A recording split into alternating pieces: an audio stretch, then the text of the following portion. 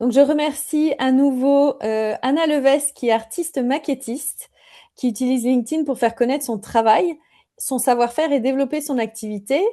Et Victoria Debat, qui est spécialiste de LinkedIn, puisqu'elle accompagne entrepreneurs et indépendants pour faire de ce réseau un levier de visibilité et d'opportunités professionnelles.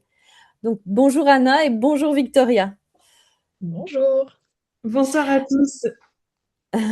Déjà des commentaires pour toi, Anna, grande fan de votre travail. Euh, Ça commence bien. Ce que je te propose, Anna, c'est de te laisser la parole en premier. Et peut-être tu pourrais nous rappeler ton métier et ton activité aujourd'hui. Et si tu peux nous décrire en images, puisque pour que tout le monde, y compris les auditeurs, puissent se l'imaginer s'ils ne le connaissent pas déjà. Donc, décris-nous en images ton travail et ton activité. Entendu. Ravie de partager ce moment avec vous. J'espère que ce que j'aurai à rapporter comme expérience sera pertinent pour vous qui nous écoutez.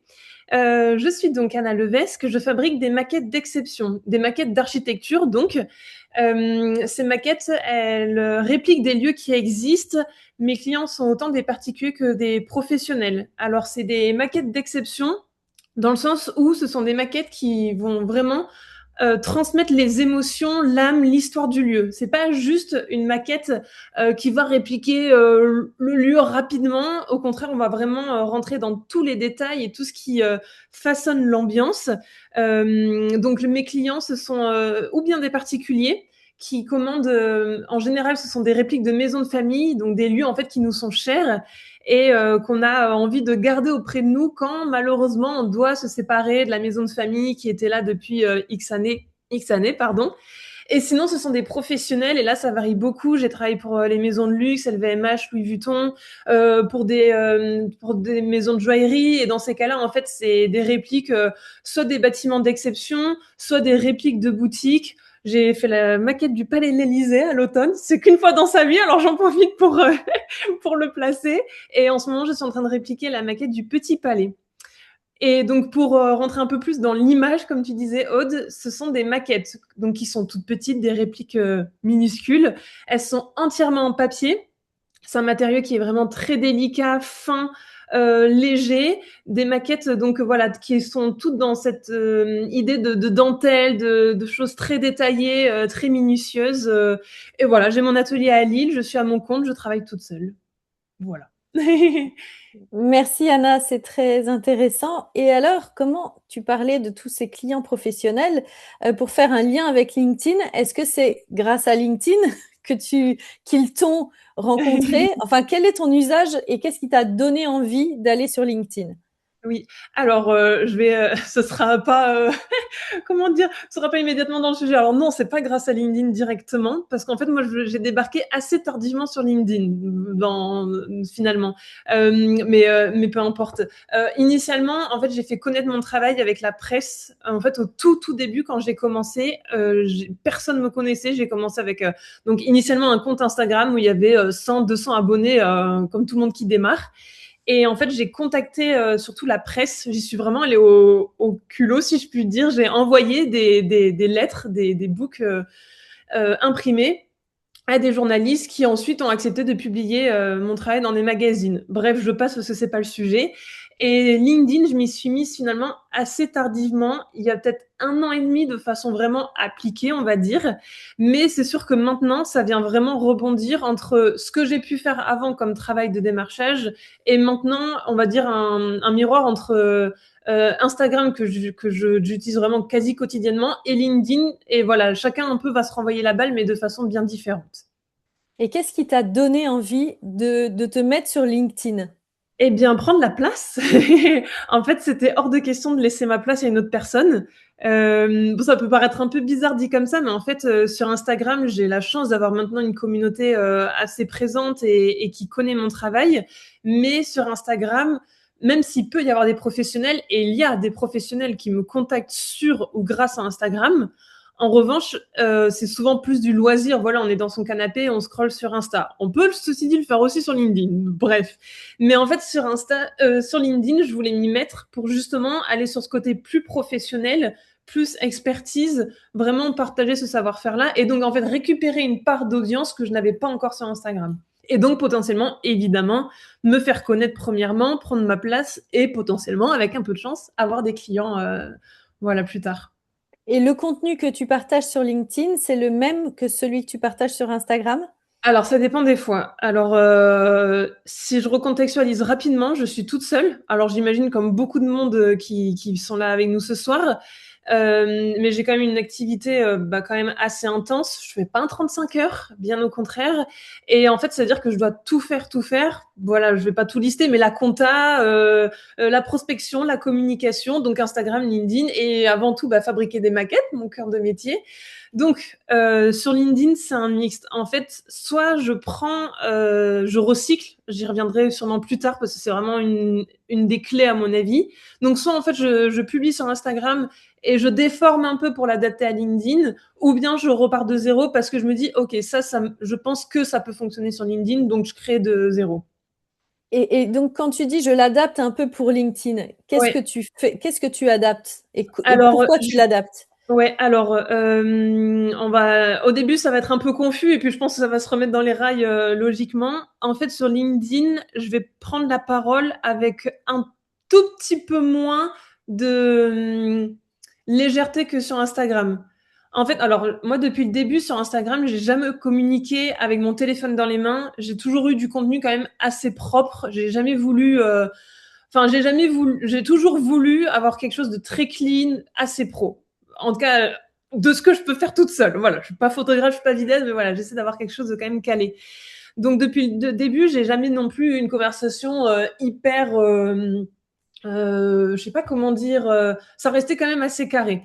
Euh, En revanche, il y a quand même assez de spontanéité sur Instagram. Cette spontanéité, je l'enlève sur LinkedIn, clairement, et je fais en sorte que le post il soit encore plus carré et que et qui est je sais pas comment dire. En fait, sur Instagram, il y a ce côté les gens te suivent, donc potentiellement ils voient pas mal de publications de toi. Sur LinkedIn, je casse ce fil, un post, un moment, une info. Alors que potentiellement sur Instagram, typiquement avec un reel, on va suivre petit à petit l'étape d'une commande. Sur LinkedIn, jamais je vais m'amuser à faire partie 1, partie 2, partie 3. C'est sûr que mon audience, je vais la perdre sinon. Désolée, Donc, voilà. une info. Non, C'est clair. non, non, au contraire, Oui, c'est oui. très, très, au contraire, c'est très clair. Euh, Quand tu dis sur LinkedIn, un contenu, une info, l'info que Ouais. tu donnes, c'est laquelle? Alors, donc, je vais répondre indirectement, je pense, à ta question. Donc, effectivement, quand je publie sur LinkedIn, c'est un post, une info. Alors, c'est pas forcément une info, une news ou quelque chose de révélateur, mais ça va être plus une idée, un propos, un sujet, un thème. Voilà. Je vais pas m'éparpiller. Et en fait, sur LinkedIn, comment dire, ce que je décide d'aborder, alors je réfléchis quand même 2 secondes.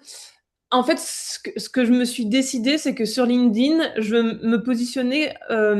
veux positionner mes posts sur le créneau de mon savoir-faire et sur cette expertise-là. Donc, en général, tous mes posts vont parler de ce savoir-faire-là. En fait, je suis désolée si c'est pas très clair au début. En plus, je sais qu'on est en direct, donc désolée si je bafouille un peu. Euh, Pas du tout. sur LinkedIn, je veux vraiment que les posts fassent ressortir le savoir-faire, l'expertise, ce que les autres potentiellement ne savent pas faire parce qu'ils font tout simplement un autre métier. Voilà, je C'est vais le marquer un point. savoir-faire. Et est-ce que tu donnes au-delà de ton savoir-faire, enfin, quel est ton objectif Ouais. d'utiliser LinkedIn? Est-ce que c'est ton objectif, c'est de valoriser ton savoir-faire ou c'est de t'adresser à des professionnels quels qu'ils soient pour qu'ils Mm. ils te commandent ou pour qu'ils fassent parler de ton travail auprès d'autres? Est-ce que Mm. tu poses ce genre d'objectif? Ouais, alors en fait, je vais jamais directement dire regardez, je fais des maquettes trop belles, n'hésitez pas à passer commande. Je vais jamais faire un post de cette nature-là. Déjà, je trouve que c'est pas du tout vendeur de dire directement venez m'acheter un truc. Enfin, moi personnellement, c'est pas du tout ma. Je préfère en fait le faire de façon plus dans la séduction, de dire voilà, j'ai fait telle maquette ou j'ai ce savoir-faire là au sein de mon atelier. J'ai déjà travaillé pour un tel. Regardez ce que ça a donné. Et je pense, j'en me suis convaincue, que si la personne derrière son écran a un besoin, naturellement, elle va se dire ah ben ok, c'est vrai que Anna fait ça, bon ben je la contacte. Il n'y a pas besoin de dire regardez ce que je fais, n'hésitez pas à m'écrire. Enfin, en tout cas, je pense pas pour mon créneau que ça fonctionne ainsi. Donc c'est plus mettre en avant évidemment les projets qui ont déjà été réalisés et donc le savoir-faire relié. Et qu'est-ce que tu montres de ton travail? Et donc là, on a compris que tu parlais de ton savoir-faire. Est-ce que Oui. tu montres des images? Est-ce que tu montres des images de toi? Est-ce que tu as observé dans cette année, année et demie d'expérience de LinkedIn, est-ce que tu as observé des trucs qui fonctionnent? Mmh. Alors, effectivement, j'allais, enfin, je vais du coup détourner encore une fois ta question. Je m'étais noté de dire ce soir que je pense que ce qui est hyper important, c'est de comprendre sa force. C'est-à-dire, quelle est ma force demain si je commence à publier sur Instagram ou sur LinkedIn, peu importe. Et en fait, je sais que, bah, par la force des choses, ma force, ce sont les photos. Parce qu'en fait, la photo d'une maquette va parler à ma place. Donc, et sur, pardon, je vais faire forcément des parallèles avec Instagram, parce que mine de rien, c'est quand même pas si éloigné parfois. Mais en fait, il suffit que la personne voit la photo et déjà, elle est embarquée dans mon univers. Donc, de ce côté-là, c'est facile pour moi, entre guillemets. Donc, avant tout, je sais que ma force, ça va être la photo. Donc effectivement, je vais forcément mettre des photos sur mon post parce que ça m'est jamais venu à l'esprit en fait de faire une publication sans photo. Je pense que dans mon cas, ça n'aurait aucun intérêt. Enfin, je pense que d'abord les gens ont envie de voir ce que je fais. Et s'ils s'arrêtent sur la photo, se dire ah tiens c'est chouette, c'est délicat, c'est miniature. Ok, qu'est-ce qu'elle raconte? Voilà. Et donc là, on rentre dans la deuxième phase. Effectivement, qu'est-ce que je raconte? Voilà. Donc oui, Et photo de moi, ça dépend des fois. Ça dépend de la pertinence ou pas. Soit en fait c'est par la force des choses encore une fois parce que je montre les coulisses de fabrication, donc bah, forcément on va me voir en train d'assembler, de coller, de travailler, ou bien je montre juste la maquette si je présente le dernier projet réalisé. Et qu'est-ce que LinkedIn t'a apporté de tangible? Est-ce que c'est de la visibilité? Est-ce que c'est des contacts, des opportunités? Aujourd'hui, Mm. qu'est-ce que tu dirais? Alors en fait c'est surtout le réseau pour ma part, dans le sens où je considère que je suis quand même encore jeune, j'ai 28 ans. Presque 29, mais on ne le dit pas. Et en fait, je suis un peu débarquée de nulle part, c'est-à-dire j'ai pas fait d'école dans l'artisanat ou, enfin, je suis reliée à aucun réseau, j'ai vraiment rien de mon côté. J'ai été un an salarié, mais job alimentaire, donc rien qui a été pertinent pour la suite, voilà. Donc en fait, j'ai compris que être sur LinkedIn, ça me permet de rester en contact avec mes anciens clients et évidemment d'en créer de nouveaux liens. Et il y a des gens, je pense, qui effectivement, si demain je les rencontre, ils vont me dire, bah oui, je vous suis. Alors, je vous suis sur Insta ou sur LinkedIn, mais en tout cas, vraiment cette notion de lien. Et encore une fois, se faire connaître. En fait, le monde, il est petit. Voilà. Est-ce qu'il y a t'as eu des surprises dans les retours que tu as reçus à travers LinkedIn? Des surprises, non, je crois pas. Des bonnes surprises, des personnes qui... euh, là, tu parles d'entretenir le réseau, mais est-ce que tu as Mm. touché des personnes qui sont devenues des clients? Alors, des fois, c'est dur à savoir parce que j'ai des demandes qui arrivent et les gens vont pas forcément refaire le lien. Donc oui, je pense que malgré tout, il y a des clients qui arrivent grâce à ça, mais en fait c'est vraiment mesuré sur le long terme parce que pour recontextualiser encore une fois, les maquettes que je fabrique, elles se fabriquent pas en 2 semaines. Donc en fait, un projet, ça peut être plusieurs semaines, voire plusieurs mois. Donc en fait, le temps entre le moment où une personne arrive pour me faire une demande et peut-être le moment où ça se concrétise. Enfin voilà. Donc je pense qu'une personne qui arrive sur LinkedIn va pas demain avoir tout de suite une envie et une demande. Donc en fait, c'est pour ça qu'il va falloir que j'attende un peu plus, savoir à quel point LinkedIn va payer ou pas. Oui, c'est sur le temps long que ça Ouais. s'observe. Et alors, donc, toi, tu as bien défini ton objectif d'utilisation du réseau. Euh, Si on parle de façon très concrète, Oui. Qu'est-ce qui fait selon toi un bon profil LinkedIn? Alors j'ai peur de dire des bêtises parce qu'encore une Non, fois, moi, non, je suis non, pas c'est l'experte ton. en tant Non, alors alors, Victoria pourra rebondir tout à l'heure, mais selon ouais, toi, en fait, selon ta propre expérience, mmh, comment toi, qu'est-ce que tu as étudié pour mmh, appliquer finalement bah, des choses pour ton ouais. entreprise? Bah, en fait, très simple. Je vais sur d'autres comptes, enfin sur d'autres profils et je vois tout de suite comment moi je réagis. Ou enfin, c'est-à-dire, j'arrive sur un compte LinkedIn où il y a rien, c'est tout blanc. Franchement, des fois, il y a des textes, on comprend pas, c'est des intitulés de posts à rallonge avec des tirets, des slash de noms. Enfin, perso, moi, je suis des noms de métiers où je suis incapable de savoir ce que fait la personne le lundi matin. Enfin voilà, tout ce qui est profil vide, franchement, bah, en fait, juste c'est vide, donc il n'y a rien de tangible. Ou au contraire, les profils où on comprend pas ce qui se passe, bah, pour moi, c'est pas pertinent.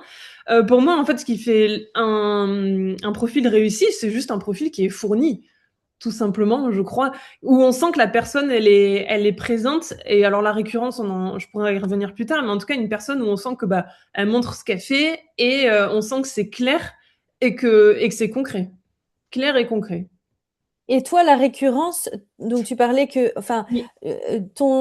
tu utilises beaucoup les réseaux sociaux, tu es quasiment présente tous les jours sur Instagram. Sur LinkedIn, tu publies à quel rythme? Est-ce que tu Alors, te définis des règles et quel est le temps que ça te prend? alors, pareil, je vais essayer de répondre. Alors, en fait, ça fait très longtemps que sur Instagram je publie. Et c'est énergivore au possible. C'est vraiment extra. Bah, de toute façon, c'est un métier à part entière, hein, donc c'est pas nouveau. Et donc moi, ça fait un moment que je me suis établi un rythme qui est vraiment très ancré maintenant dans mon travail artisanal. En général, Instagram, je publie une fois par semaine. Il y a des moments où je disparais, des moments où je reviens parce que sinon c'est intenable. Et sur Instagram, tu dis une fois par semaine? Ouais, une fois par Ah, semaine. d'accord. Ok, Alors vraiment une publication ou reel, une fois par semaine. Après des stories, ça peut être un peu plus, mais ouais. Mais en général, d'accord. ça va ensemble. On va dire une à deux fois par semaine. Ouais. LinkedIn, c'est moins. En général, c'est une fois toutes les deux, trois semaines. Mais en fait, ce que j'ai envie d'ailleurs de faire passer comme message, c'est que je trouve que le plus important, c'est pas forcément la quantité, mais plutôt la récurrence. Parce que je pense, alors pareil, je suis pas l'experte, mais de mon expérience, moi, je suis toujours troublée quand une personne disparaît pendant 6 mois, qu'elle revient, qu'elle publie à fond pendant un mois, puis qu'elle redisparaît, et je trouve qu'on perd le fil. Alors que les personnes, j'ai l'impression qu'elles s'habituent toutes seules au rythme que tu vas donner. Et donc, si tu peux pas, moi, j'ai LinkedIn, j'ai du mal à publier plus une fois toutes les 2 semaines, mais je me dis, vaut mieux ça, je publie à ma régularité, mais au moins c'est clean, et potentiellement les gens vont s'habituer à ça, et pour peu que ce soit de qualité, bah l'algorithme va m'amener et naturellement va faire que ça ressorte. Donc je pense vraiment si un conseil que je peux donner, c'est ça sert à rien de publier trop pour dire je publie, juste la régularité qui nous convient dans notre propre quotidien parce que c'est dur à tenir. Et ça te prend combien de temps? Oula, un post un LinkedIn, une demi-heure, trois quarts d'heure, ouais. Une Bah, demi-heure, trois quarts d'heure. écrire, relire, corriger, choisir les photos, faire les tests, voir comment les photos s'affichent une fois qu'elles se réduisent, s'il y en a plusieurs, ouais. Non, ce serait mentir de dire que ça prend 10 minutes, c'est pas vrai. Enfin, moi, Ah, c'est mais pas même possible. une demi-heure, trois quarts d'heure, Déjà bien, ouais. c'est pas si long, hein, selon le contenu que tu y mets. Est-ce que Mm. tu utilises l'IA, l'intelligence artificielle, pour... Alors, uniquement pour corriger les fautes d'orthographe. Je D'accord, relis, elle me corrige et je lui fais faire des propositions de vocabulaire plus précis, plus poussés. Parce que bon, moi, des fois, j'oublie des synonymes et comme ça, elle me relève les répétitions et je remplace par un synonyme plus pertinent. Mais dans la création, non. C'est moi qui écris. ouais. Ouais. Et en termes de nombre d'abonnés, est-ce que tu as une progression,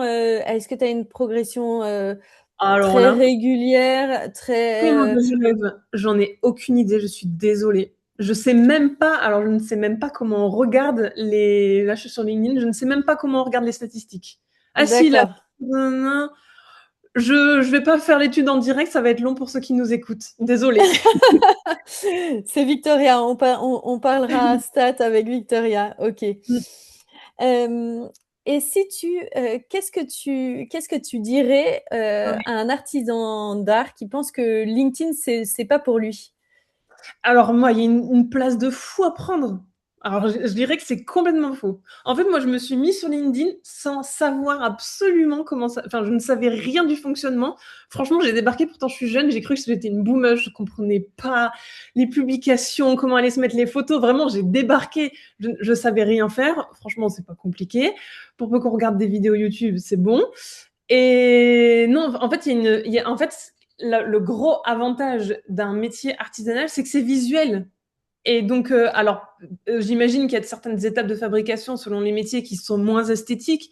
Mais franchement, à la fin, quoi qu'on fabrique, normalement, c'est beau, c'est visuel.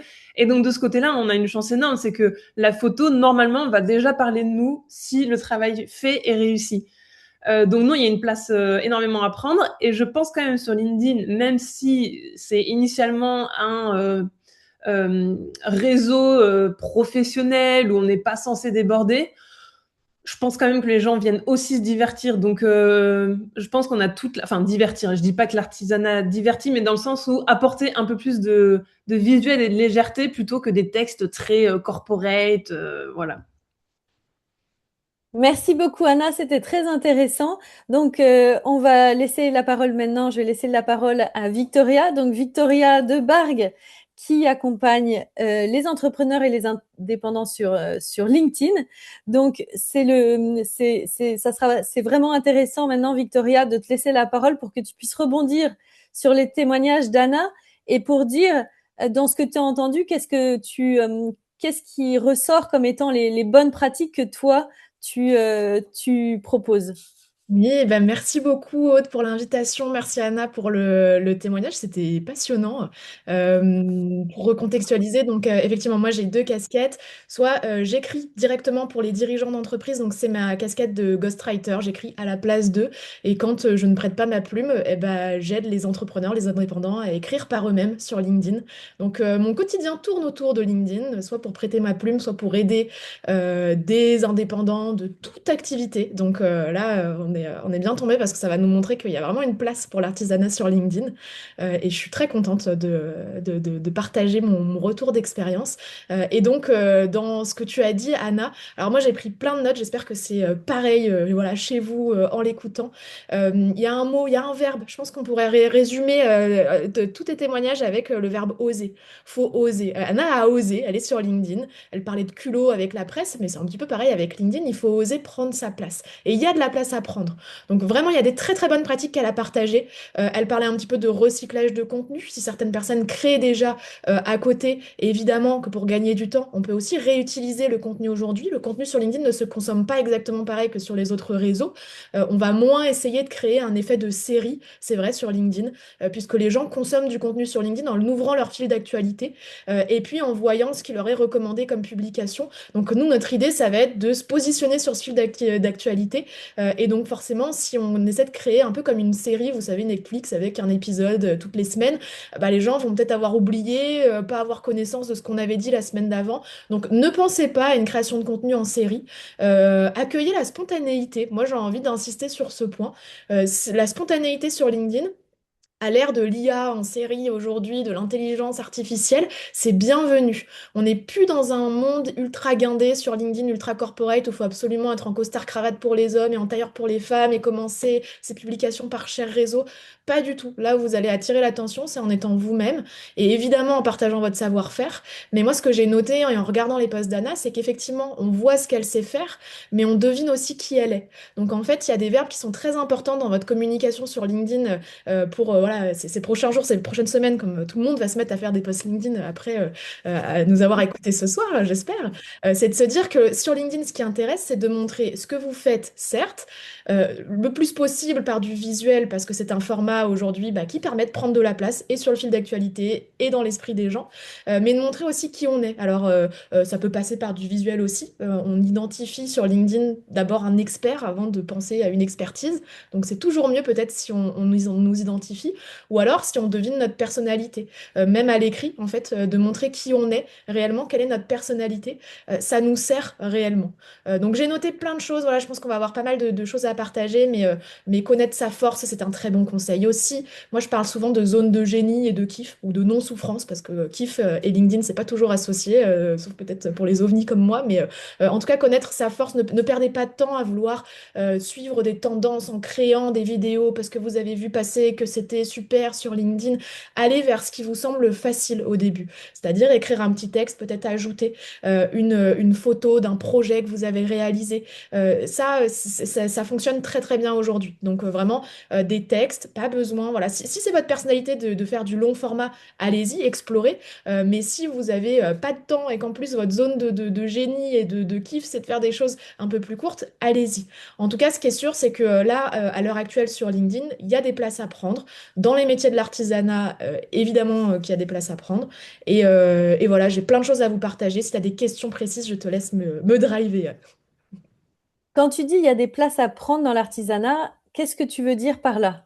C'est l'algorithme qui va favoriser parce que l'artisanat est dans une tendance actuellement. Qu'est-ce que ça veut dire exactement? Je pense aussi qu'au-delà de la machine et d'une question d'algorithme, il y a aussi une question d'humain qui a derrière les ordinateurs ou les téléphones, où en fait on offre une respiration dans ces moments de veille. On le disait avec, enfin Anna le disait, voilà, on se connecte aussi aujourd'hui peut-être pour être inspiré, pour faire de la veille, pour du divertissement, évidemment. Et donc forcément, quand on tombe sur un poste qui ne ressemble pas à des métiers qu'on a l'habitude de voir beaucoup sur LinkedIn, moi dans mon quotidien, je suis amenée à accompagner beaucoup de métiers qui sont surreprésentés sur LinkedIn. Alors on joue pas avec dans la même cour, mais voilà, des coachs, des formateurs, des métiers du web. Donc on est sur des métiers très très représentés. Quand on offre quelque chose de différent, et ben forcément on vient offrir une respiration, peut-être dans un quotidien de scroll d'une personne derrière son écran. Et donc ce qui est intéressant, c'est de se dire sur LinkedIn, pour les artisans, pour tout le monde, mais je pense notamment pour vous tous aujourd'hui, quand on parle de prendre sa place, c'est simplement d'être assez visible pour qu'on pense à vous. Donc en fait, c'est de venir peut-être interrompre ce flux de consommation de contenu excessif où en plus tous les contenus se ressemblent. Donc j'ai envie de vous dire, vous, votre force, c'est aussi potentiellement de remettre, parce que moi, quand on me demande si j'utilise l'IA, moi je réponds toujours que mon IA préférée, c'est l'intelligence artisanale. Donc en fait, on est pile dans le thème ce soir. Donc on va pas jouer avec les artifices et le côté artificiel. Ce qui est intéressant, c'est de se dire comment est-ce que vous allez utiliser cette intelligence artisanale que vous avez pour la mettre sur LinkedIn, pour offrir cette respiration et pour qu'on se souvienne de vous. LinkedIn, c'est vraiment un escalier. C'est pas qu'une marche qui permet de signer des clients, un poste égale un client égale X euros qui vont tomber. Non, aujourd'hui, LinkedIn, c'est vraiment un spectre. Ça peut être tout l'escalier. Ça peut être la première marche qui vous fait connaître auprès de quelqu'un qui va vous recommander. Ça peut être la marche du milieu où, ah bah tiens, je l'avais déjà vu passer ailleurs. Ah bah maintenant, je me souviens vraiment de qui est cette personne. Ça va me donner envie d'aller en savoir plus sur son travail, sur son profil, etc. Ou ça peut être la dernière marche avant de, effectivement, avoir une prise de contact et de rentrer en discussion. Mais voilà, LinkedIn aujourd'hui, ça couvre un peu toutes ces marches de l'escalier, de la prescription à la prise de contact. Et il y a de la place, vraiment, quand on est artisan. Moi, je le vois tous les jours. Aujourd'hui, je me régalais avec les posts d'un cordonnier, voilà, qui publie sur LinkedIn très régulièrement. Et effectivement, bah, je pense à lui. Aujourd'hui, je sais que voilà, on me parle de cordonnier. Je pense à lui parce que je le vois régulièrement sur LinkedIn. Et LinkedIn en tant que tel, il faut l'utiliser avec comme un outil de vente, un outil de réseau ou un outil de reconnaissance professionnelle, les trois à la fois. Qu'est-ce que tu en penses? Bah, les trois, mon capitaine, LinkedIn, c'est vraiment les trois à la fois. On parlait tout à l'heure de ne pas forcer la vente forcément dans ces posts LinkedIn. Moi, je suis assez d'accord pour être dans la suggestion, la subtilité. Encore une fois, moi, je vous donne trois verbes qui sont importants dans votre stratégie de communication sur LinkedIn. Il y a la notion d'être, de savoir et de faire, le savoir-faire pouvant être regroupé. Mais effectivement, à partir du moment où on montre qui on est sur LinkedIn, on va faciliter et la relation et l'émotion. C'est toujours plus agréable de voir quelqu'un et de se dire, ah bah tiens, c'est cette personne-là, de vraiment apprendre à la connaître. Donc effectivement, ça peut être un outil comme ça de visibilité, de reconnaissance, de relation, d'émotion. Ça permet donc de créer du réseau. Je reconnais la personne, j'interagis avec ses posts. Encore une fois, ça joue sur la prescription. On pense beaucoup à LinkedIn comme un réseau pour générer du chiffre d'affaires, trouver des clients. Oui, c'est le cas aujourd'hui, c'est possible, mais c'est aussi un réseau pour qu'on se souvienne de vous, qu'on vous voit passer assez, encore une fois, pour pour qu'on puisse potentiellement même vous recommander, vous mettre en contact avec des partenaires. Donc en fait, que ce soit un outil de réseau, un outil de vente directe, un outil de visibilité, tout ça prenant du temps évidemment à long terme, et même de reconnaissance professionnelle, c'est vraiment tout à la fois. Vraiment, moi j'aime bien cette notion d'escalier parce que c'est plus, on n'a plus cette vision binaire de cette rampe d'accès directement vers la hausse du chiffre d'affaires. Non, c'est vraiment l'escalier et LinkedIn se positionne sur toutes les marches. Ou alors vous vous positionnez sur toutes les marches quand vous commencez à communiquer sur LinkedIn. Donc vraiment, il faut le penser comme un outil global. Et ce qui est important, c'est de se dire, voilà, je communique assez régulièrement, je publie assez régulièrement. Si on doit se donner une fréquence, moi j'aime bien la fréquence hebdomadaire, un post par semaine, ça fait 4 idées à trouver dans le mois pour pouvoir appuyer sur publier et envoyer un message à son réseau. En parallèle, on commente aussi, ça c'est vraiment une bonne pratique que je vous donne. Si on n'a pas le temps d'écrire des contenus ou qu'on n'est pas encore à l'aise avec cette idée-là, eh ben on va regarder ce qui se fait et on commente. Aujourd'hui, les commentaires, c'est déjà de la création de contenu sur LinkedIn. Depuis quelques temps, il y a même des indicateurs qui sont ajoutés aux commentaires. Quand on commente quelque chose, on peut même presque savoir combien de personnes ont lu notre commentaire. Donc, les commentaires deviennent un espace de création de contenu. Donc, d'aller commenter, que ce soit dans son réseau, des personnes qui font le même métier que nous, d'autres artisans, des clients potentiels, des personnes avec qui on rêverait de travailler, faut oser aller commenter autant qu'il faut oser créer, mais ça peut être une bonne première étape, ça, d'aller commenter aussi. Mais les commentaires, c'est pas malvenu de temps en temps. Enfin, quand tu commentes pour dire, pour, par exemple, une publication d'Anna en disant ton travail est extraordinaire, ça c'est une chose. Mais qu'est-ce que tu dois pour créer du contenu, comme tu dis, sans avoir l'impression de faire la publicité de ce que tu fais, il faut apporter quelque chose. Qu'est-ce que tu entends par qu'est-ce que tu qu'est-ce que tu commentes et pour quelle raison tu commentes? Pour pas rentrer justement dans l'esprit contradictoire ou le post publicitaire, enfin le commentaire publicitaire en utilisant finalement le réseau d'une autre personne. Qu'est-ce que tu recommandes? Il va éviter d'aller voler la lumière, effectivement, de ses confrères et consoeurs, hein. Ça peut effectivement jouer sur notre propre image. Moi, j'en reviens toujours un peu à la définition du personal branding qui a été définie par une question de qu'est-ce que j'ai envie qu'on dise de moi quand je suis pas dans la pièce, ou que je sois dans la pièce, hein, peu importe. Mais qu'est-ce que j'ai envie qu'on dise de moi? Donc effectivement, moi, j'ai pas envie qu'on dise de moi que c'est écrit sur son front que voilà, elle a besoin de clients, donc elle va aller commenter les posts de tout les autres ghostwriters et mentors LinkedIn de la planète. Moi, j'ai pas envie qu'on dise ça de moi et de toute façon, je ne veux pas être cette personne-là. Donc, ça va diriger un peu mes actions, ça c'est sûr. Par contre, d'aller soutenir d'autres personnes qui font le même métier, d'aller partager mon point de vue. Ce qui intéresse sur LinkedIn aujourd'hui, ce sont les opinions. Donc, en fait, de montrer qu'on partage une opinion ou alors qu'on veut la nuancer, qu'on veut apporter quelque chose au débat de constructif. Faut pas oublier que tout ça se fait sur la place publique, donc tout ça est vu pas seulement par la personne avec qui on interagit, mais potentiellement par une pièce remplie de potentiels partenaires, prospects, prescripteurs, etc.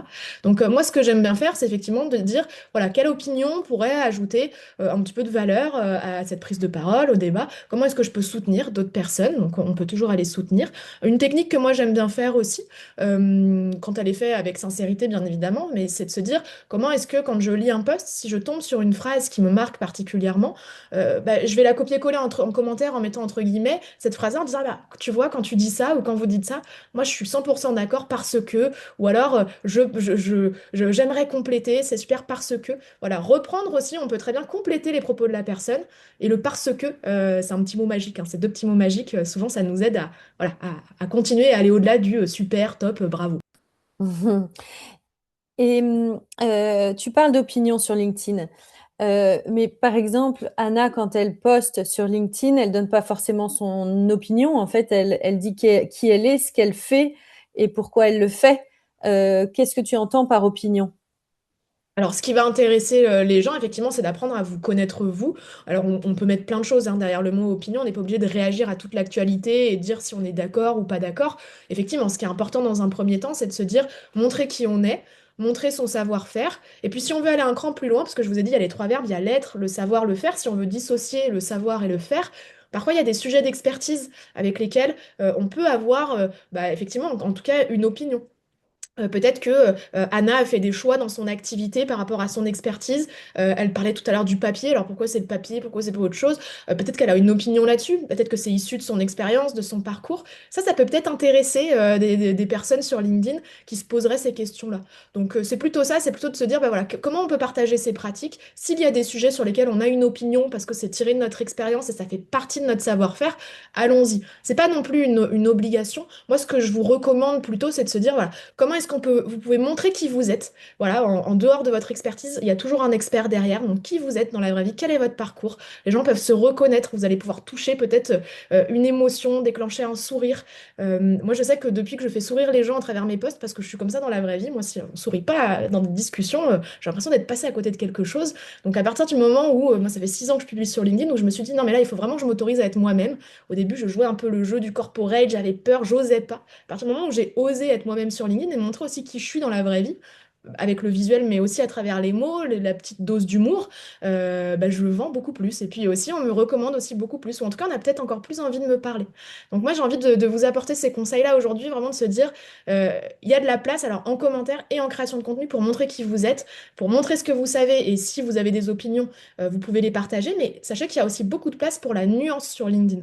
On parle beaucoup de, oui, opinions très tranchées, etc. Pas forcément. Il y a de la place pour de la nuance, il y a de la place pour de la légèreté. C'est bienvenu, surtout à l'ère où aujourd'hui tout le monde a un avis sur tout. C'est aussi bienvenu, vraiment.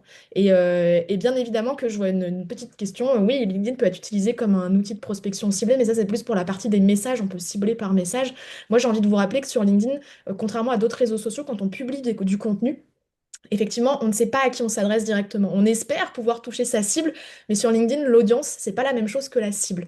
Donc ça, voilà, il faut s'en souvenir. C'est que potentiellement, les gens qui vont interagir avec nous sous nos posts LinkedIn, ça va être plutôt notre réseau dans un premier temps, notre audience, probablement constituée d'autres artisans, de collègues, de pairs, de familles, d'amis, etc.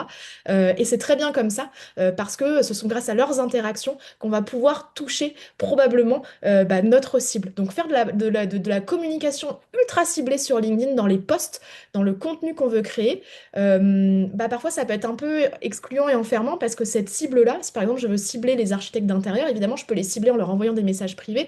Par contre, si dans ma communication, voilà, je veux exclusivement les cibler, je vais avoir du mal parce que LinkedIn est un réseau ouvert. Donc je vais probablement les toucher, mais pas que. Il faut pas être frustré de se dire, bah, je comprends pas, je fais des posts, mais pourtant ce ne sont pas que les architectes d'intérieur qui commentent. Très souvent, les gens qui achètent, qui sont notre cible, elles font partie des spectateurs un peu invisibles, quoi, des spectateurs fantômes, donc qui vont peut-être voir, mais ceux qui vont vraiment nous soutenir et qui vont donner de la puissance à nos communications, c'est avant tout notre audience. Donc cultivons notre audience et acceptons d'échanger avec d'autres artisans sur LinkedIn notamment. C'est très intéressant ce que tu dis là. Et effectivement, si on revient un peu au contenu, tu dis que toi, enfin toi, les bonnes pratiques pour publier sur LinkedIn, c'est de dire donc qui on est, ce qu'on fait et le faire savoir, mais en s'adressant à une public très grand public. Ce que je comprends, c'est qu'il faut s'adresser au grand public pour créer de l'interaction, parce que si tu cibles trop, ça va intéresser une telle petite niche que tu vas pas être visible. En fait, tes publications ne vont pas être visibles. Donc, il faut s'adresser à un grand public. Mais donc, si on revient au métier d'artisan, enfin, à un artisan d'art qui veut publier sur LinkedIn, quel est selon toi le bon contenu à publier pour créer cette interaction avec un public et qui après permette de donner de la visibilité et de toucher, pourquoi pas des architectes, pourquoi pas des clients particuliers, d'autres clients professionnels, etc. Alors, effectivement, voilà, moi ce que je dis c'est que LinkedIn est un réseau ouvert, donc on ne peut pas être en mode contrôle fric de je veux absolument toucher que ce type de personnes. Ça, il faut jouer avec ces règles du jeu de je publie sur LinkedIn, donc potentiellement et mon réseau et des gens qui sont pas dans mon réseau vont voir mes contenus, parce que c'est ça la magie de LinkedIn aussi, c'est de se dire demain j'appuie sur le bouton publier. Dans un premier temps, il y a cette audience, donc ces gens de notre réseau qui vont voir mes posts, mais peut-être parce qu'ils vont interagir, ça va m'ouvrir une porte vers d'autres personnes que je ne connais pas encore et qui ne me connaissent pas encore et qui peut-être seront dans ma cible. Mais donc c'est sûr qu'on joue avec beaucoup de probabilités. Par contre, il y a une certitude, c'est qu'on peut faire passer dans nos messages, dans nos posts, des messages qui sont très concrets. Donc effectivement, si demain, stratégiquement, je veux travailler avec davantage d'architectes d'intérieur, typiquement dans mon activité, eh bien, je vais citer des projets que j'ai déjà pu faire peut-être avec des architectes d'intérieur, ou je vais expliquer comment je m'y prendrais si je devais faire un projet avec. Donc on peut aussi apporter cette subtilité en se projetant, en mentionnant voilà, les cibles, ou en tout cas les entreprises avec qui on travaille, on aimerait travailler. L'idée, c'est d'être assez subtil dans les messages qu'on fait passer. Euh, ou pas d'ailleurs, hein, parce qu'on parle de subtilité depuis tout à l'heure, mais parfois ça fait du bien aussi de dire ce qu'on a à vendre. Sinon, comment est-ce que les gens pourraient savoir ce qu'on a à vendre si on ne dit pas ce qu'on a à vendre? Donc de temps en temps, on peut aussi préciser. Ce qui est sûr, c'est qu'il ne faut pas le faire non plus à tous les coups, mais en tout cas, montrez qui vous êtes, montrez ce que vous savez, montrez ce que vous faites, et après, soyez attentifs aussi aux retombées un petit peu, c'est-à-dire que effectivement, si vous avez une cible très précise en tête et qu'elle ne se, peut-être qu'elle sera présente dans les likes, dans les commentaires ou dans les visites de profil. Moi, ce que je vous encourage à faire, c'est ça, c'est de dire, être attentif à qui visite mon profil. On a accès à cette petite statistique, même quand on est en mode gratuit sur LinkedIn. D'ailleurs, moi, je vous recommande d'utiliser le mode gratuit sur LinkedIn, hein. On peut très bien utiliser LinkedIn comme outil de vente et pas que, sans forcément débourser tous les mois un abonnement. Mais on peut quand même voir un aperçu des 3 dernières personnes qui ont visité notre profil. Donc, il suffit de, voilà, si on est dans un enjeu de prospection assez intense, on réactualise la page après avoir publié, on regarde, on a déjà voilà, cette idée-là. Donc, être attentif à qui nous regarde et puis nous, faire ce pas aussi vers les autres. C'est sûr que quand là, on se parle de LinkedIn, il y a beaucoup d'enjeux de création de contenu, mais il faut aussi savoir aller vers les autres et pas seulement attendre que notre cible vienne vers nous. Donc, oui, montrer qui on est, montrer ce qu'on sait, montrer ce qu'on fait, parler de notre parcours, être attentif si notre cible est réceptive à ces messages-là. La façon d'être réceptif parfois, c'est de mettre un like, c'est d'aller visiter le profil. Souvent, on dit il faut 7 points de contact avec quelqu'un avant qu'il y ait une opportunité commerciale qui se déclenche. Bah, c'est long parfois, hein, 7 points de contact. Donc autant parfois aller aussi un petit peu à la pêche. Euh, voilà ce que moi je peux vous dire là-dessus. Ouais. Et le profil. Donc là, on a parlé contenu. Ah oui, alors juste, est-ce que tu as des recommandations en termes de publication de vidéos versus photos versus euh, euh, panorama de photos? Enfin, est-ce qu'il y a des bonnes pratiques là-dessus?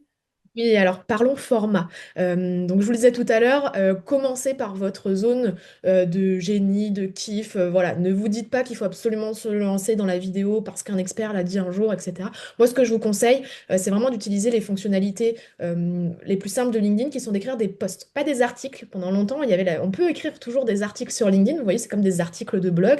Ça, c'est tombé un petit peu en désuétude. Donc aujourd'hui, on va moins privilégier ça. C'est moins consommé par les humains et moins montré par l'algorithme. Il y a toujours cette double nuance de qu'est-ce que favorise l'algorithme et qu'est-ce que les humains aiment consommer derrière. Aujourd'hui, on est vraiment dans une époque où sur LinkedIn, ce qui marche bien, ce sont effectivement les posts. Donc, je clique sur écrire un post. On peut écrire des posts jusqu'à 3000 caractères. 3000 caractères, c'est quand même assez long, hein. Donc, moi, ce que je vous recommande, c'est pas forcément d'aller au bout des 3000 caractères pour remplir les 3000 caractères. Si ce que vous avez à dire tient en 500 caractères ou 800 caractères, c'est très bien. Moi, je conseille souvent de couper la poire en deux. Donc, donnez-vous une petite limite peut-être à 1500 caractères pour les personnes qui peut-être ont du mal à faire concis, ont du mal à peut-être... voilà, donc comme ça permet de se donner un cadre. Mais encore une fois, on est assez libre sur ce nombre de caractères tant qu'on ne dépasse pas les 3000. Et après, qu'est-ce qu'on ajoute? Moi, ce que je vous recommande, c'est effectivement d'ajouter des visuels. Alors, soit un seul visuel, une photo de vous, d'un projet, d'une équipe, d'une inspiration, voilà, quelque chose qui va imager votre propos, ou plusieurs photos. Moi, j'appelle ça le mode un peu galerie, comme ce que fait régulièrement Anna dans ses posts. J'ai été voir, ça fonctionne très bien aujourd'hui. Donc, vous avez la chance, pour la plupart, d'avoir un métier qui peut être assez visuel.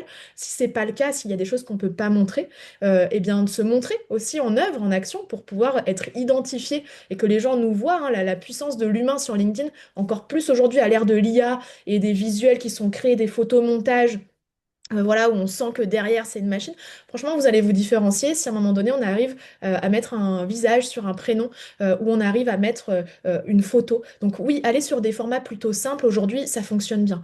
La vidéo, à moins qu'il y ait des vidéastes parmi nous et que ce soit vraiment leur zone de génie, et dans ce cas-là, on y va et on sait que quand on crée une vidéo, il faut mettre des sous-titres, il faut que dans les 3 5 premières secondes, on puisse capter l'attention. C'est beaucoup de contraintes la vidéo. Et très honnêtement, moi sur des profils que je vais accompagner, la vidéo c'est pertinent quand quand on est déjà vraiment bien actif sur LinkedIn et une audience bien constituée, des dirigeants que je vais accompagner dans certains secteurs, on va pouvoir aller assez sereinement vers de la vidéo.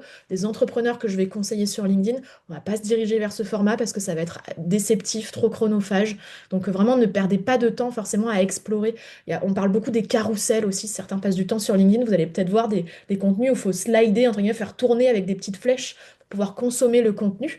Si on est graphiste, si on a des compétences pour créer ce type de format et que ça nous prend peut-être même moins de temps qu'écrire un petit texte, eh ben, allons-y, explorons ce format.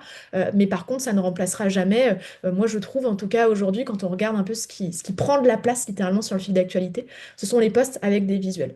Qu'est-ce qui se passe quand on met pas de visuel dans un post? Je parle de visuel, mais que ce soit une photo, trois photos de soi, d'un projet, ou même une vidéo, quand on ne met aucun contenu voilà, autre que le texte, et ben en fait, on se retrouve perdu dans un fil d'actualité entre 90% de publications qui, elles, ont des visuels. Donc en fait, quand on parle de prendre sa place, c'est dans tous les sens du terme, c'est-à-dire que quand on utilise les formats, notamment photos, associés à nos prises de parole, encore une fois, une, deux, trois photos, quatre photos, cinq photos, ce que vous voulez, et ben ça nous permet déjà de prendre beaucoup plus de place dans le fil d'actualité. Sinon, on ne mise que sur ces deux premières lignes de poste, on parle d'accroche, et là, on peut vite se retrouver perdu entre plein de publications qui, elles, prennent de la place. Donc, quitte à prendre de la place, autant vraiment en prendre dans le temps de scroll des gens et le fil d'actualité de notre audience, et privilégier voilà, des photos, des images, ce que vous pouvez ajouter à vos textes. Et tu parlais tout à l'heure de publier entre 500 et 800 caractères sur LinkedIn. Est-ce qu'il y a, enfin, il y a un minimum à respecter ou tu prenais un exemple parmi d'autres? C'est un exemple parmi d'autres. Si vous voulez faire un test en écrivant bonjour, point, et le publier, LinkedIn vous autorisera à partager. Je suis pas sûre que ce soit très pertinent, donc ne tentez pas. Ça, c'est pas un Ce conseil que, que je ce vous que tu veux dire, ce que tu veux donne. dire, en fait, c'est qu'entre à 500 et 800 caractères, c'est le texte qu'il faut pour dire pourquoi tu postes et de donner un peu de contenu. Bon, alors moi, j'aime pas forcément donner forcément une taille parce que ça dépend vraiment des habitudes de consommation des personnes qui sont en face. Encore une fois, parfois, quand j'écris pour des dirigeants, ils s'adressent à des audiences qui ont l'habitude de lire des journaux avec des articles qui sont encore très longs. Donc, on va faire un peu plus long. On va écrire des posts de 1500, 2000 caractères et ils vont être consommés, ils vont être lus, ces contenus, on va avoir des interactions. Là où on va avoir certaines personnes qui vont s'adresser majoritairement à des audiences qui aujourd'hui n'ont plus le temps de lire des contenus très longs ou alors préfèrent des contenus très courts. Donc j'ai envie de dire, ça va dépendre des personnes que vous avez dans votre réseau qui sont en face. Ne vous formalisez pas sur un nombre de caractères précis parce que ça peut vous bloquer dans le passage à la création de contenu. Ça, je le vois tous les jours. Donc partez du principe qu'il y a une limite maximale qui est 3000 caractères. Que si vous savez d'ores et déjà que c'est dur pour vous d'être concis, que vous savez pas, mettez-vous 1500 caractères maximum en tête. Comme ça va vous aider à être concis. Autrement, au-delà, que votre post fasse 300 caractères, 500, 800, 1000, 1200, quoi qu'il arrive, ce qui est important, c'est déjà de se lancer. Donc en fait, là, si aujourd'hui vous n'avez pas encore publié votre premier post, moi ce que je vous encourage à faire, c'est ne pas vous formaliser sur. Il y a une limite maximale, ça on peut pas faire sans. Mais par contre, c'est pas vous formaliser sur le nombre précis de caractères. C'est comme le jour de publication. Voilà, est-ce qu'il vaut mieux publier le lundi à 8h12 ou le mardi à 9h13? Voilà, il faut sortir de cette logique-là très méthodique pour pouvoir oser se lancer. Et il y a de la place à prendre le mardi à 9h15 et il y a de la place à prendre le jeudi à 16h12. Donc voilà, il faut y aller, il faut tester. Et une fois qu'on aura un peu de recul en ayant publié au moins un post par semaine pendant un certain laps de temps, on pourra se dire, ah bah tiens, je me rends compte que quand je mets des photos de moi, bah, bizarrement, j'ai plus de commentaires, j'ai plus de gens qui viennent visiter mon profil ou peut-être de messages qu'on m'envoie que quand j'ai fait un post où j'ai pas mis de visuel, bah, je suis passée un peu inaperçue. Bah ouais, j'étais peut-être perdue entre plein de posts à ce moment-là dans le fil d'actualité où il n'y avait pas de... Donc faites des tests, allez-y. Donnez-vous le temps et l'opportunité de pouvoir vous rendre visible et d'être assez visible pour qu'on pense à vous. C'est vraiment ça qui est important sur LinkedIn, c'est d'être assez visible pour qu'on pense à vous, pour pouvoir couvrir ce nombre de points de contact qui sont nécessaires pour se dire, ah bah oui, tu cherches un artisan qui fait ça, bah tiens, j'ai le contact d'un tel. Ou moi-même, j'ai besoin d'un artisan et voilà, je vais faire appel à telle ou telle personne. Quand quelqu'un vient voir ton profil sur LinkedIn, qu'est-ce qu'il est important de valoriser dans la description, quels sont dans les lignes obligatoires à remplir, qu'est-ce qui est important de compléter et comment le rendre le plus clair possible pour que quelqu'un qui vienne te voir comprenne ce que tu fais? Alors, sur la partie profil, donc, ce qui est sûr, c'est qu'un profil complété, c'est toujours plus rassurant. On n'oublie pas que le profil, c'est quelque chose, entre guillemets, de passif, dans le sens où votre but, c'est de faire en sorte que les gens viennent sur ce profil. Donc, faut pas non plus passer des semaines à être ultra perfectionniste, à refaire son profil et à avoir aucune communication derrière. On avance quand même, l'idée, c'est de remplir son profil, mais effectivement, moi, j'encourage à la proactivité. Donc, c'est-à-dire, voilà, on commence même à publier, même si le profil n'est pas ultra calé, voilà, à ce jour. En revanche, ce qui va être important, c'est la chose la plus importante, je pense, sur le profil, parce que ça va jouer aussi sur la communication, c'est votre titre de profil. Anna parlait tout à l'heure de titres où on comprend rien, c'est des formules magiques. Moi, parfois, j'ai l'impression qu'on est dans Harry Potter, je comprends pas ce que fait la personne. Donc, faites attention à votre titre de profil, c'est ce qui apparaît juste en dessous de votre prénom et votre nom, parce que c'est ce que les gens vont voir quand vous allez commenter des posts, quand vous allez publier du contenu. Faites le test, ouvrez votre fil d'actualité LinkedIn. Vous allez voir des posts, évidemment, avec différents formats, mais vous allez voir qui les publie et vous allez voir un aperçu de leur titre de profil, donc de leur intitulé de job, de métier. Ça, vous verrez que c'est un premier appel à cliquer sur votre profil. Demain, vous allez mettre un commentaire sous le post de quelqu'un pour pouvoir le complimenter, étayer le propos, apporter votre opinion, etc. Moi, j'ai des clients qui ne publient pas encore, mais par contre, parce qu'ils ont optimisé leur profil et qu'ils commentent assez régulièrement des posts, ça donne envie de cliquer sur leur profil, de leur envoyer un message parce qu'on a tout de suite compris qui était la personne. Il y a sa photo, son prénom, son nom, et juste en dessous, on a compris en quelques mots ce que faisait cette personne. J'ai cru comprendre qu'il y avait un atelier proposition de valeur. Je pense que ça peut être très utile pour l'optimisation du profil, parce que notamment dans le titre du profil, donc ce qu'il y a sous le prénom et le nom, d'avoir un intitulé de job qui soit clair, qui se positionne sur des mots-clés évidemment, parce qu'on n'oublie pas que LinkedIn, c'est aussi un réseau de recherche, hein, et c'est même de plus en plus combiné à Google. Donc en fait, demain, quelqu'un qui tape sur Google, voilà, un métier, voilà, un contact de quelqu'un peut atterrir aussi sur votre profil LinkedIn. Et pareil, en interne, juste sur LinkedIn, en tapant des mots-clés dans la barre de recherche, on peut tomber sur votre profil. Donc pensez à ce que les gens taperaient sur leur barre de recherche ou sur Google pour trouver un expert comme vous, un artisan comme vous. Et à partir de là, on remplit ce titre de profil sans formule magique, en étant le plus clair possible avec son activité, son métier, les mots-clés sur lesquels on va être référencé. Et je pense que ce que vous allez avoir comme atelier sur la proposition de valeur, ça peut vous aider aussi à pouvoir créer une bannière. C'est ce qui est en haut du profil de sa page personnelle. Depuis tout à l'heure, d'ailleurs, on se parle de LinkedIn, mais on n'a pas précisé que, oui, moi je parle bien de profil personnel, exactement la stratégie d'Anna qui communique en son prénom et en son nom. Tout comme bah, je peux le faire de mon côté. C'est vraiment ça que je vous encourage à faire, plutôt que de créer une page entreprise si vous avez un nom de marque. Aujourd'hui, voilà, on préfère plutôt interagir et c'est plutôt la communication qui part des humains qui a plus de valeur qu'une communication qui part d'un logo. Donc en fait, vraiment, on travaille sa bannière sur son profil personnel, son titre sur son profil personnel, sur sa bannière. L'idée, c'est pareil, c'est que ce soit clair. Plutôt que une image un peu subtile. Alors ça peut être sympa si vous avez un métier très visuel et qu'on devine tout de suite ce que vous faites, mais n'hésitez pas à positionner pareil du texte sur votre bannière. Rappelez très clairement ce que vous faites. LinkedIn, c'est beaucoup de répétitions, à la fois dans le contenu que vous allez proposer. N'oubliez pas que quand on fait un post par semaine, au bout de 2 jours, les gens, ils peuvent avoir oublié. Donc, on n'hésite pas à se répéter, à rappeler qui on est, ce qu'on sait, ce qu'on fait. Et c'est pareil sur le profil. On peut très bien mettre dans son titre de profil qui on est, ce qu'on fait, le remettre sur sa bannière. Vaut mieux que les gens le voient 2, 3 fois pour que ça rentre plus rapidement, plutôt qu'on ait à chercher l'info et qu'on ne retrouve pas exactement. Donc, la bannière, si je vais de haut en bas sur le profil, la bannière, c'est important. Quelque chose avec un fond uni, même s'il le faut, et quelques mots-clés sur ce que vous faites dessus. Le titre du profil, le bloc info pour se présenter, toujours au regard de bah voilà, qui vous êtes, qu'est-ce que vous savez, qu'est-ce que vous faites, avec qui vous travaillez ou avec qui vous aimeriez travailler, si pour le moment on n'a pas encore de clientèle. On peut éviter de mettre votre numéro de téléphone voilà, dans votre partie info. Ça, c'est souvent des questions qu'on me pose. Jusqu'où je vais? Attention sur LinkedIn, voilà, on évite de mettre le numéro de téléphone. LinkedIn est bien pensé, il y a une fonctionnalité messagerie. Donc si quelqu'un est intéressé, il vous enverra un message directement sur LinkedIn et après vous pourrez décider de mener un appel, une visio, un rendez-vous, ce que vous voulez. Mais en tout cas, c'est un peu ça la priorité. Et après, on pourrait aller plus loin, faire vraiment là une session optimisation de profil LinkedIn. Je le fais régulièrement avec des entrepreneurs. Il y a d'autres parties optimisées sur le profil, mais si déjà ce haut du profil, il est optimisé comme ça avec un titre, une bannière, une partie info qui est un petit peu détaillée, bah, c'est déjà très bien. Mais surtout, on s'arrête pas là. On commence à publier du contenu. On fait en sorte que les gens nous voient et que les gens puissent arriver sur ce fameux profil, quoi. Merci beaucoup, Victoria. Et j'avais envie de te poser une dernière question, la même question à Anna.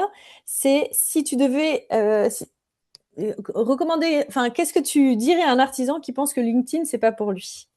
Qu'est-ce que tu lui dirais? Eh bien, moi, je lui dirais de tester, d'oser, en fait, de lui-même trouver les réponses avant de se formaliser sur la négation et sur le fait que c'est pas pour lui. LinkedIn, il y a vraiment de la place pour tout le monde. Encore faut-il oser trouver sa place, créer sa place. Et encore une fois, ne pas oublier que LinkedIn est un réseau multiple. Donc, LinkedIn est fait pour trouver de la clientèle, oui, mais aussi pour trouver des futurs partenaires, des prescripteurs. Surtout, on oublie, mais le pouvoir de la prescription sur LinkedIn, c'est incroyable de pouvoir être recommandé parce qu'on a su voilà, capter l'attention de quelqu'un, montrer sa personnalité, montrer son savoir-faire. Donc, osez et vous verrez. Merci beaucoup Victoria, merci beaucoup Anna. C'était très intéressant je pense que Anna, en entendant Victoria, tu as une bonne pratique de LinkedIn, j'ai l'impression. Donc c'était très intéressant d'avoir vos conseils à toutes les deux. Ce que je vous propose, il y a quelques questions que je vois, notamment une, parce que les autres, je pense qu'on y a répondu. Suite à une reconversion, je me retrouve avec mon compte LinkedIn connecté à un réseau lié à mon activité professionnelle passée. Y a-t-il une action particulière à avoir pour transformer son audience? Ben, il peut y avoir une action manuelle de nettoyage qui peut être faite. Ça peut prendre du temps. Après, Est-ce que c'est utile en fait? c'est très personnel parce qu'en fait, moi je sais que je suis amenée à accompagner des personnes qui, voilà, où on est sur des situations un peu compliquées, où on veut vraiment quitter un écosystème pour en créer un autre. Voilà, toutes les activités ne se finissent pas très bien. Donc ça, c'est vraiment une situation personnelle. Voilà, faut réfléchir à ça. Par contre, s'il n'y a pas de difficulté apparente, j'ai envie de dire, le réseau passé peut aussi être un moteur pour la future activité. Donc on n'a pas forcément besoin de faire un grand nettoyage de printemps de tout son réseau professionnel passé parce que souvent, ce sont ces gens-là qui deviennent notre première audience. Voilà, ça c'est quelque chose de très personnel, il y a plusieurs paramètres à voir, mais en tout cas, pour transformer son audience, il faut déjà commencer à faire savoir quelle est notre nouvelle activité, effectivement, expliquer peut-être cette reconversion, ce changement, et s'appuyer bah, sur le réseau passé, mais aussi sur le nouveau. Je pense que chez Artisans d'Avenir, voilà, c'est aussi comme ça qu'on peut se créer un nouveau réseau et d'avoir des nouvelles personnes qui viennent échanger, et ça permet de transformer l'audience aussi petit à petit, d'être dans des réseaux comme ça. Si, et d'ailleurs là, je pense que tu as déjà un peu répondu à la question suivante qui dit si on fait un lancement d'activité, est-ce que c'est bienvenu de faire un post pour expliquer notre nouvelle activité? Ou est-ce que c'est... Oui, ouais, ouais. LinkedIn favorise beaucoup la célébration. Donc en fait, quand vous annoncez que vous vous lancez dans une nouvelle activité, souvent c'est associé à des émotions voilà, d'entrain, de plaisir, de motivation, de découverte, d'aventure. Je sais pas comment, moi en tout cas, c'est ce qui caractérisait quand je suis devenue entrepreneur il y a un peu plus de 6 ans maintenant. C'était tout ça. Et quand j'ai eu envie de l'annoncer avec toutes ces émotions-là et donc d'être un peu dans la célébration. Les gens sont toujours, quoi qu'on dise de la France aujourd'hui, en fait, sur LinkedIn, sur le microcosme LinkedIn, les gens sont toujours contents quand même de célébrer une bonne nouvelle. Donc, si ce changement d'activité est une bonne nouvelle pour vous, ce le sera pour les autres. Donc, n'hésitez pas à l'annoncer, à l'expliquer, à montrer le pourquoi, en fait. Pourquoi est-ce que cette reconversion, elle vous tient à cœur? Pourquoi cette nouvelle activité? Pourquoi vous l'avez choisie? Qu'est-ce qui vous motive? Qu'est-ce qui vous passionne? Là, vous allez envoyer des messages qui sont 10 fois plus puissants qu'un texte de vente. Ça, je vous l'assure. Donc oui, c'est une très bonne idée ça donne la couleur pour la suite, puisqu'effectivement, si à l'avenir vous êtes amené à communiquer sur LinkedIn, bon bah ça peut être un premier bon point de départ de faire un, deux, trois posts pour expliquer le pourquoi du comment vous vous êtes lancé. Pas hésiter à se répéter, et puis comme ça, on lance la machine et c'est parti, quoi. J'aimerais recycler mes réels Insta sur LinkedIn car c'est extrêmement chronophage à réaliser, mais le ton est plus léger que sur LinkedIn. Est-ce grave? Faut-il toujours faire de belles vidéos un peu premium pour LinkedIn? Alors, tu avais répondu déjà un petit peu tout à l'heure, mais dans cette idée de recyclage, puisque les vidéos, elles sont là, est-ce que ça vaut le coup de les utiliser aussi pour LinkedIn? Bien sûr, il n'y a rien de grave, on ne sauve pas des vies et vraiment la visibilité, elle est la bienvenue, quelle qu'elle soit. Donc en fait, enfin quelle qu'elle soit, si le format a été créé pour Instagram, c'est complètement OK de pouvoir le réutiliser aussi sur LinkedIn. Encore une fois, ça va aider votre visibilité. Ce qui est important, c'est d'être assez visible pour qu'on pense à vous. Donc si cette vidéo, elle va aider à montrer qui vous êtes, ce que vous savez ou ce que vous faites, même si le ton y est peut-être un peu plus léger, c'est complètement OK. Encore une fois, on est sorti de cette image de LinkedIn très corporate. Moi, je fais de l'humour dans des posts parce que je suis comme ça et que je veux attirer des personnes qui aussi me ressemblent et sont d'accord avec ma personnalité. Donc, si vous êtes comme ça sur Instagram, il n'y a aucune raison que vous ne le soyez pas sur LinkedIn. Si c'était plus léger sur Instagram, promis, ça aura sa place aussi aujourd'hui sur LinkedIn et c'est ça qui est assez magique aujourd'hui, quoi. C'est qu'il y a de la place pour voilà, toutes les tonalités, tous les formats. C'est pas une obligation de faire des vidéos hyper premium. On vous vend beaucoup sur LinkedIn des vidéos en studio, etc. Vraiment, encore une fois, l'intelligence artisanale, c'est la meilleure IA que vous pouvez posséder. Donc, si c'est quelque chose fait dans votre salon, bah, ça peut être très bien pour commencer, même si, encore une fois, il n'y a pas les fameux sous-titres, les 3 premières secondes de hook pour avoir l'attention des gens et le copywriting de l'accroche. Vous ne cherchez pas à devenir des influenceurs, j'imagine, pas à devenir des rédacteurs, des ghostwriters. Donc, allez-y, soyez naturel, soyez spontané. Et même si c'est un peu moins premium que ce que vous aimeriez faire ou ce que font d'autres personnes, bah, c'est quand même de la visibilité à prendre. Donc, allez-y, quoi.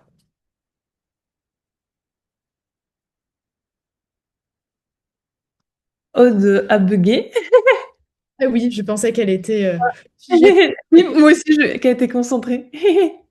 Mais, Est-ce qu'elle revient? Alors moi, en fait, il y a plein de choses que tu as dites sur lesquelles j'ai envie de rebondir. Alors je me permets peut-être de rebondir. Est-ce que Aude est de retour? Ça y est, elle est de retour, c'est bon. Mais on t'entend pas. Vous On t'entend m'entendez pas. là? Ah, ça y est, Vous c'est m'en- bon. Ouais, j'ai eu, heureusement, là, heureusement, on Ah, ça bug. arrive à la fin de cette Ça capte conférence. très mal. Donc, voilà, attends, là, là, là, ça devrait être un peu mieux, mais on arrive au bout de la conférence, donc c'est pas très grave, je dirais. Vous m'entendez là ou pas? Oui. Ben voilà. Ben écoutez, on arrive au bout de cette conférence, donc merci beaucoup Anna et merci beaucoup Victoria d'avoir participé. Merci à tous d'être là, d'avoir été là ce soir. Ce que je vous propose, comme à chaque fois, j'envoie un petit questionnaire que vous voyez dans le chat. Ça permet de mesurer l'impact de ces témoignages. Donc, si vous avez la gentillesse de répondre, ça nous est toujours très utile. Donc, mille merci et puis à très vite. Merci. J'avais encore plein de choses à dire, mais on peut pas tout dire. Moi, J'avais noté plein de choses. ce que vous pouvez faire, en tout cas, ce que je vous recommande de faire, c'est de suivre Anna Levesque et Victoria Debarque sur LinkedIn. Je pense que c'est déjà, ça sera certainement très utile. Bonne soirée à tous. Merci à vous. Merci. À bientôt. Au revoir. au revoir.